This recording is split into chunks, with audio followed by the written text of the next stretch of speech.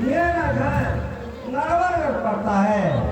रानी का नाम बीरम देवी है और मेरा नाम राजा मानिकचंद है। इस समय मेरा दिल में अभिलाषा गया है महावन जंगल शिकार खेलने के लिए, इसलिए मैं मंत्री को बुला रहा हूँ।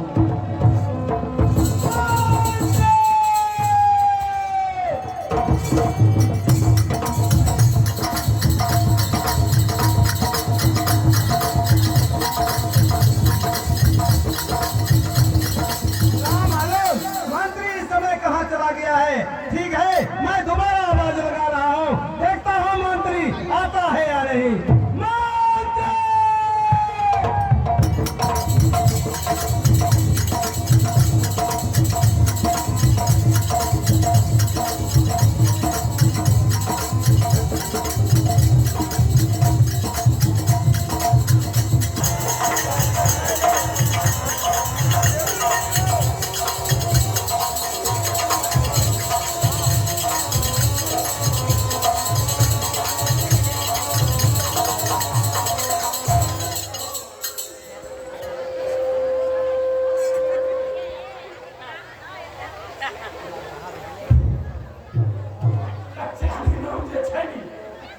आप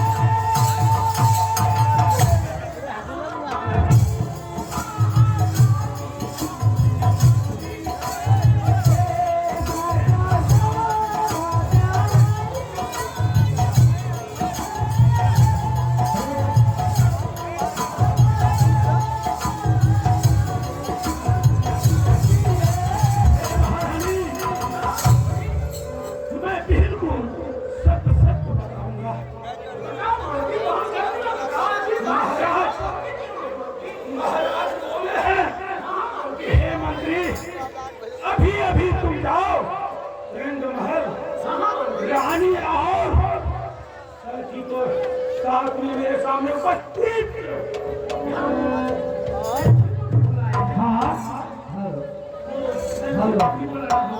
हाँ हाँ रानी माँ ठीक है मंत्री लगाइए। हेलो आवाज मारिए आवाज मारिए। राजा कबीर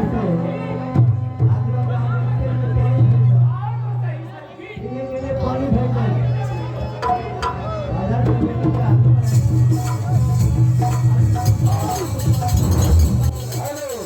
आप लीजिए सिर्फ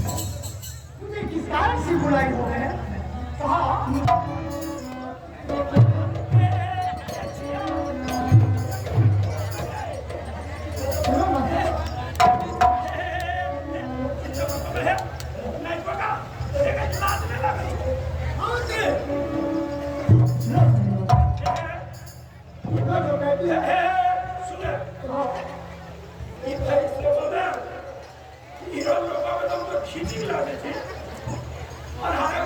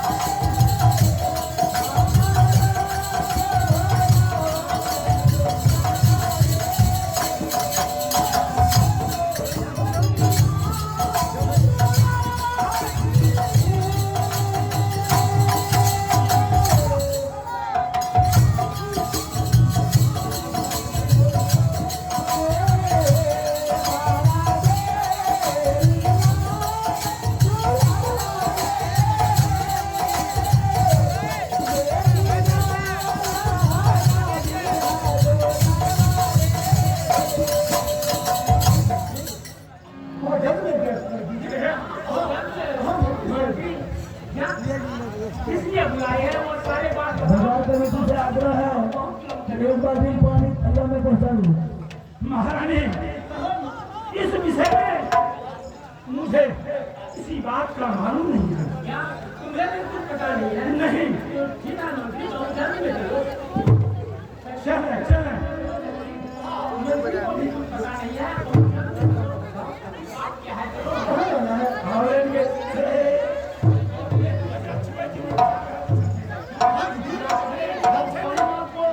क्या जरूरी है?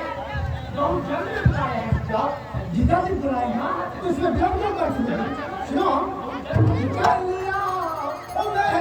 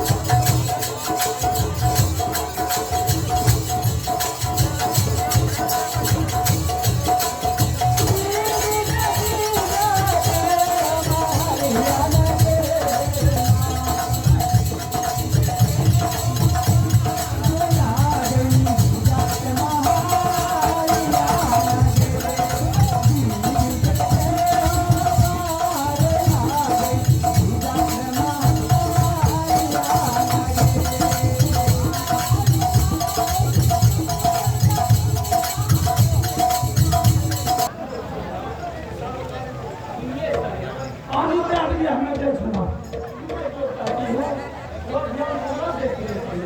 तो व्यक्त करो, मैं सुन रहा हूँ।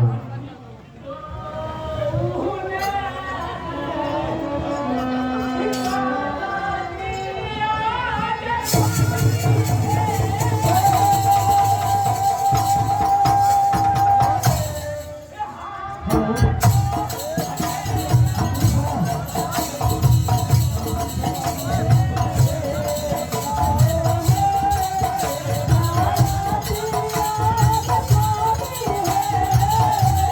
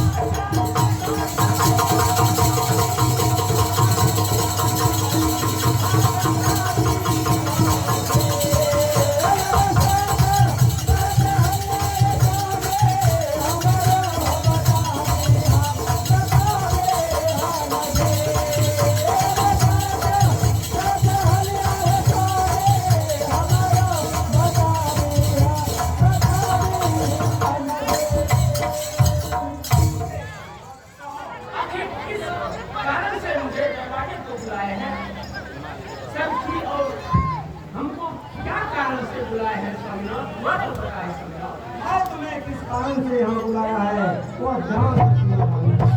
कहे स्वामीनाथ